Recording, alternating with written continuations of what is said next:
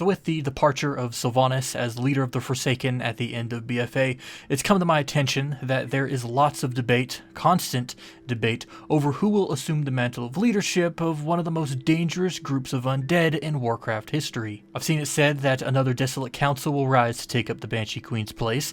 I've seen it said Lillian Voss will assume the mantle. And while either of those could be true in some way, shape, or form, it surprises me how many people write off the most obvious answer to who will lead the Forsaken. That answer being Kaelia Menethil. Now, I've seen more than several people out there who are in disbelief that Kaelia will lead the Forsaken, and it's really confusing to me. Out of everyone, and I mean everyone in the Forsaken, in the Horde, in the Alliance, even Kaelia is the one to do it. And I say this for multiple different reasons.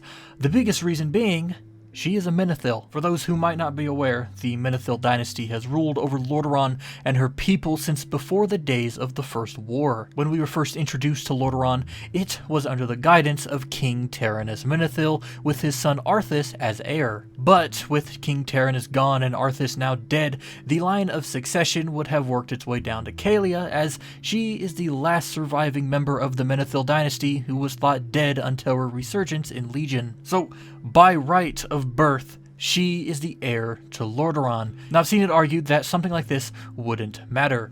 The kingdom of Lordaeron is gone, and there's no way the Forsaken would bow to an outsider so easily. But that is simply just not the case. You see, the vast majority of Forsaken are from Lordaeron, as the vast majority of them were slaughtered and razed during the Third War and the months after. Then, later down the line, under the command of the Banshee Queen, the Forsaken conquered much of what comprised of Lordaeron's old borders, raising more Forsaken from Alliance soldiers, but also from the crypts that house the still untouched deceased of past Lordaeronians. Now you might ask, well, why does that matter? Who cares if the Forsaken are mostly from Lordaeron?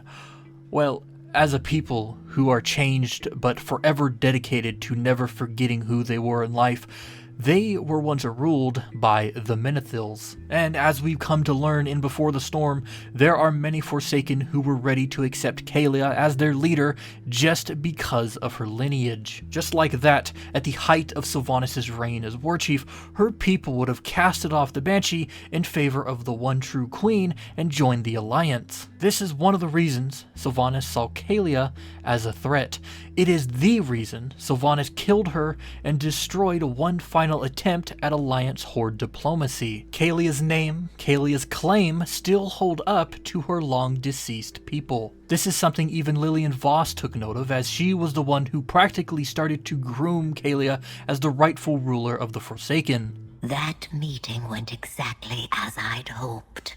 I believe Kaelia Menethil can help many who are lost. So, if the Forsaken are primarily made up of Lordaeronians, if Lillian Voss herself is actively placing Kaelia in the role of leadership, I don't think I need to say much more. Kaelia Menethil can, should, and will be the new Queen of Lordaeron, and we just have to accept it. But one final thing, one final thought: if you are of the mindset that the Horde would never allow a leader close to the Alliance into their inner circle. If the Horde is striving for peace with the Alliance, which it currently is, what is the best way to do that? If you have a person beloved by a leaderless people in your faction, and that person also happens to have allies in the rival you seek to amend relations with, well, the choice is a no-brainer. If Kaelia takes over, is crowned Queen of the Forsaken, she is well liked by Alliance leaders. And as it goes, it is much harder to attack a friend